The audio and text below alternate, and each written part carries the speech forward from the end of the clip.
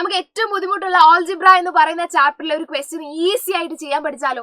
ചോദ്യം എത്രയേ ഉണ്ടാവുള്ളൂ, നിങ്ങൾക്ക് ഇതേപോലെ ഒരു പാറ്റേൺ തരും, എന്നിട്ട് ഒരു വരി മിസ്സിംഗ് ആയിരിക്കും, ആ വരി നിങ്ങളോട് എഴുതാൻ പറയും. അപ്പൊ നിങ്ങൾ എന്താ ചെയ്യണ്ടേ? ആദ്യം ചോദ്യം കൃത്യമായിട്ട് നോക്കുക. ഇവിടെ 3 ആണ്, ഇവിടെ 6 ആണ്, ഇവിടെ 12 ആണ്. 3 ആണ്, ഇത് 6 ആണ്, അതായത് 3 into 2 ആണ് രണ്ടാമത് എഴുതിയത്, മൂന്നാമത് 3 into 4 ആണ് അല്ലെ? ഇത് കൂട്ടിയാൽ കിട്ടുന്ന 21 ആണ്. 21 എന്ന് പറഞ്ഞാൽ 3 into 7 അല്ലേ? റെഡി? അടുത്ത ലൈൻ നോക്കുക, അടുത്ത ലൈനില് 4 into 2 ആണ് 8, 4 into 4 ആണ് 16. അതിന്റെ ആൻസർ ആയിട്ട് വരുന്നത് 4 into 7 ആണ് 28. അടുത്ത ലൈൻ നോക്കിയേ 5, ഇവിടെ 5 into 2, ഇവിടെ 5 into 4, ലാസ്റ്റ് 5 into 7. അങ്ങനെയാണെങ്കിൽ നെക്സ്റ്റ് ലൈൻ എന്തായിരിക്കും? സിമ്പിൾ ആയിട്ട് നമുക്ക് എഴുതാം. എങ്ങനെ എഴുതാം? ഇവിടെ നോക്കിയേ, ആദ്യത്തെ വരി 6 ആയിരിക്കും, പ്ലസ് രണ്ടാമത്തത് 6 into 2 ആയിരിക്കും അല്ലെ?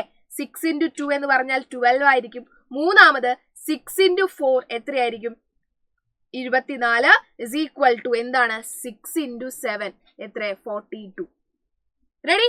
അപ്പൊ ഉത്തരമായി. ഇനി ഈ തന്നിരിക്കുന്ന ചോദ്യത്തിന് ആൾജിബ്രായിക് ഫോമിൽ എഴുതാനും കൂടി ഇതിന്റെ സബ് ക്വസ്റ്റ്യൻ ആയിട്ട് വരും. അതെങ്ങനെ ചെയ്യും? അപ്പൊ ഒന്നാമത്തെ നമ്പറിനെ നമ്മൾ എന്ത് ചെയ്യുക? n എന്ന് പറഞ്ഞ് എഴുതുക. ഒന്നാമത്തെ നമ്പർ n എന്നെടുത്താൽ രണ്ടാമത്തെ നമ്പർ എന്തായിരിക്കും? n into 2. മൂന്നാമത്തെ നമ്പർ എന്തായിരിക്കും? n into 4. അങ്ങനെയാണെങ്കിൽ ആൻസർ എന്തായിരിക്കും? n into 7. ഇതാണ് ഇതിന്റെ ആൾജിബ്രായിക് ഫോം. ഒന്നുകൂടെ വൃത്തിയായിട്ട് നമുക്ക് എങ്ങനെ എഴുതാം? n plus 2n plus 4n is equal to 7n എന്ന് നമുക്ക് എഴുതി അവസാനിപ്പിക്കാം.